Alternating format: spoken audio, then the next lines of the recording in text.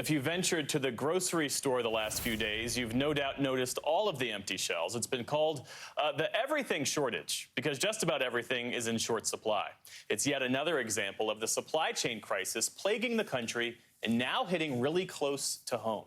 One of the leading reasons for that crisis is a nationwide shortage of truck drivers. The trucking industry is short about 100,000 drivers, which marks a new record high. And it's expected to get worse before it gets better. When COVID hit, supply changed quite a bit because we could not put as many people in the classroom. A lot of 50-something-year-old drivers were retiring early because they didn't want to be on the road risking their life. So as a result, and then on top of that, stimulus checks hit. E-commerce started booming, so now you needed a lot more drivers than you ever did before, and we had less than we ever had before.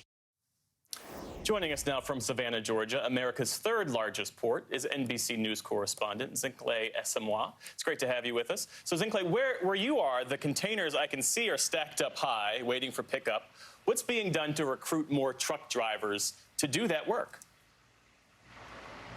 Hi, Jeff. Yeah, that's an important question. The Biden administration has been pumping resources into the supply chain. We know they expanded the hours of a port on the West Coast to 24/7, and they're also trying to work with state DMVs to help expedite the issuing of commercial driver's licensing. The reason is that you need that in order to drive one of these massive trucks, and you're going to see a lot of these trucks pass behind me. Right now, the guidelines are you need to be at least 21 years old to drive a commercial truck across state lines.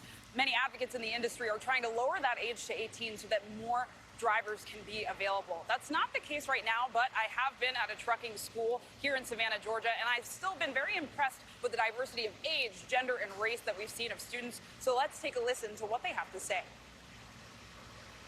I'm new to this. I came in knowing nothing about a truck, so within the 4 weeks, I came in not knowing nothing. And now I know everything about it. Whether you male, female, it doesn't matter. There's definitely room for everybody to come into here and learn all the components of the truck and what's up under the hood, how to move a truck, back up a truck. There's definitely space for everybody. And so much of the work that these students are learning is technical. They're learning maneuvering techniques and safety techniques. Also, they can graduate, get that commercial driver's license, and hit the road. And once they do that, they'll end up in places like where we are right now. Right now, we are in the Howard Shepherd Container Depot. There have been at least 150 trucks that will come in and out today, and over 400 containers. So what happens is these containers come from the Savannah, Georgia port.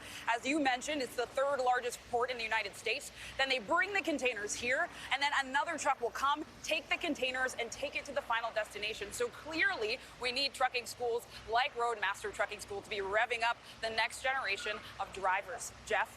Yeah, I mean, and those product shortages will persist so long as there aren't more truck drivers on those roads.